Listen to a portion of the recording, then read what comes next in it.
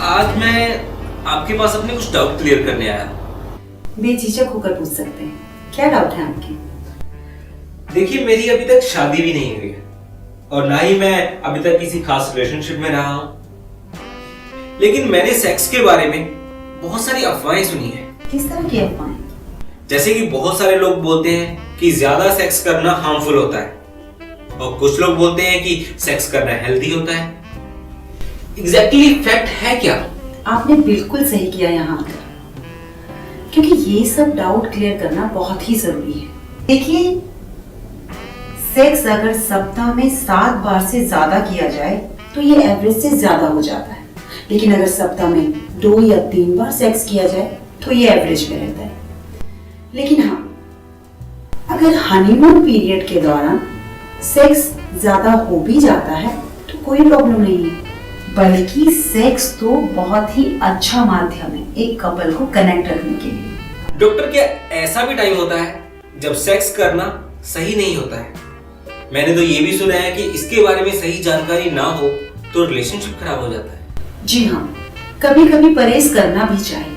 अगर आपके पार्टनर की इच्छा नहीं है सेक्स करने की तो आपको जबरदस्ती सेक्स नहीं करना चाहिए, बल्कि आप फ्रीक्वेंसी नेगोशिएट कर सकते हैं। लेकिन हाँ, आपको एक बात का और ध्यान रखना चाहिए कि आपका ध्यान हमेशा सेक्स की तरफ है, ये भी अच्छी बात नहीं है।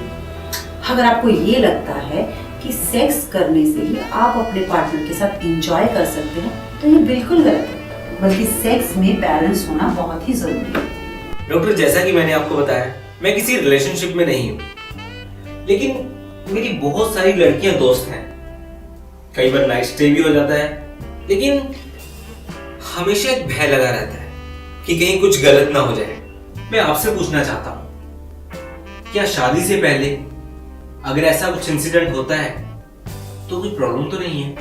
देखिए, ये सब तो आप पर डिपेंड करता है। कुछ लोग होते हैं जो शादी से पहले शारीरिक संबंध बनाना बिल्कुल पसंद नहीं करते, और कुछ लोग ऐसे होते हैं कि जो शादी से पहले कई बार शारीरिक संबंध बना चुके होते हैं। ये तो पर्सन टू पर्सन डिपेंड करता है कि किसको क्या सही लगता है और किसको क्या नहीं। और आपको बताना चाहूंगी कि अगर आप सिंगल हैं और आप ज्यादा सेक्स कर लेते हैं तो ये जरूरी नहीं कि आपकी सेहत के लिए वो हार्मफुल हो, लेकिन एक बात का ध्यान जरूर रखना होगा आपको कि अगर आप एक से ज्यादा महिलाओं के साथ सेक्स करते हैं तो उसमें STD का खतरा हो सकता है, लेकिन उस दौरान आप प्रोटेक्शन का यूज कर सकते हैं, जैसे कि कॉन्डम। अगर आप मैक्सिमम सेक्स के बारे में ही सोच रहे हैं और अपनी रिस्पॉन्सिबिलिटी को बिल्कुल भूल चुके हैं, वहां आपका फोकस है ही नहीं, दिस इज द प्रॉब्लम। क्या एज के बढ़ने के साथ साथ सेक्स की फ्रीक्वेंसी में भी कोई बदलाव आता है? जी हाँ, बिल्कुल। काम वासना आपकी उम्र के साथ साथ बढ़ती रहती है और इसका रिफ्लेक्शन आप अपने रिलेशनशिप में देख सकते हैं। इसीलिए कोशिश करनी चाहिए कि आपका सेक्स बैलेंस में होना चाहिए, और जब कभी आपको महसूस हो कि ये अनबैलेंस्ड हो रहा है तो थोड़ा सा टाइम ले लेना चाहिए। डॉक्टर, सेक्स करने का एक लिमिट तो होगा ना? जी हाँ, बिल्कुल। अगर आसान भाषा में बोलूं तो अगर आप सेक्स के लिए डिनर स्किप कर सकते हैं, डेजर्ट छोड़ सकते हैं, या डांस छोड़ देते हैं, अपने फ्रेंड्स लोगों को छोड़ देते हैं, तो इट्स टू मच। तो क्या इस तरह से ज्यादा सेक्स करना एबनॉर्मल होता है? जी नहीं, बिल्कुल नहीं। ये तो नॉर्मल है और हेल्दी भी है। अडल्ट एज में तो ये तो एक फन है, बल्कि साइंस तो ये भी सजेस्ट करता है कि सेक्स मूड को इम्प्रूव करने के साथ साथ दिमाग की टेंशन और स्ट्रेस को भी रिड्यूस करने में मददगार है। तो डॉक्टर, एवरेज सेक्स क्या होना चाहिए?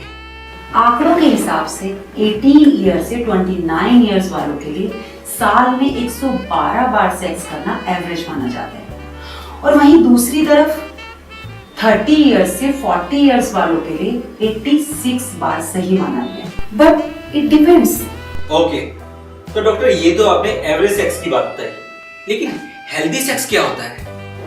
जो कपल रिलेशनशिप में होते हैं वो सप्ताह में 1 बार सेक्स करते हैं, और अगर सप्ताह में 1 या 2 बार सेक्स किया जाए तो उसे हेल्दी सेक्स माना जाता है। लेकिन डॉक्टर, मेरे फ्रेंड बताते हैं कि वो अपनी वाइफ के साथ सप्ताह में कई बार। हाँ, बिल्कुल बिल्कुल।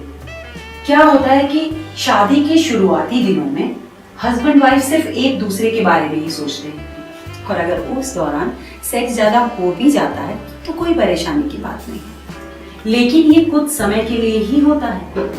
और औरतें अपनी परेशानी बहुत जल्दी से नहीं बताती, और वुमेन की बॉडी हमेशा इंटरनली लुब्रिकेटेड नहीं होती है, तो उस दौरान सेक्स पेनफुल हो सकता है।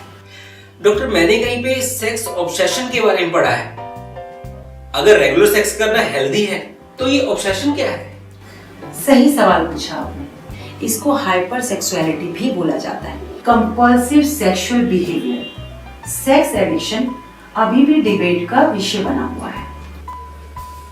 देखिए, अगर कोई भी काम हद से ज्यादा किया जाए तो वो नुकसानदायक होता है। इसी तरह अगर सेक्स भी हद से ज्यादा किया जाएगा तो आप में कमजोरी आ जाएगी, इम्यूनिटी सिस्टम वीक हो जाएगा, आपके बाल झड़ने लगेंगे, आपकी आंखों की रोशनी वीक होने लगेगी, आपका लोअर बैक पेन होना शुरू हो जाएगा, आपको डिहाइड्रेशन हो सकता है, यूटीआई हो सकता है। चांसेस बहुत कम है, मगर है। इंसान इंटरकोर्स के दौरान हार्ट अटैक का शिकार भी हो सकता है। थैंक यू डॉक्टर, आज क्लियर हुआ ये सब। वेलकम। अगर इसके बाद भी आपको कोई परेशानी होती है या आपके दिमाग में कोई डाउट्स आते हैं तो बेझिझक आ जाइएगा। कोई भी डाउट को मन के अंदर दबाने से अच्छा है कि उसका सलूशन निकाल लिया जाए। जी डॉक्टर, मुझे जब भी कोई डाउट होगा मैं आपके पास जरूर आऊंगा।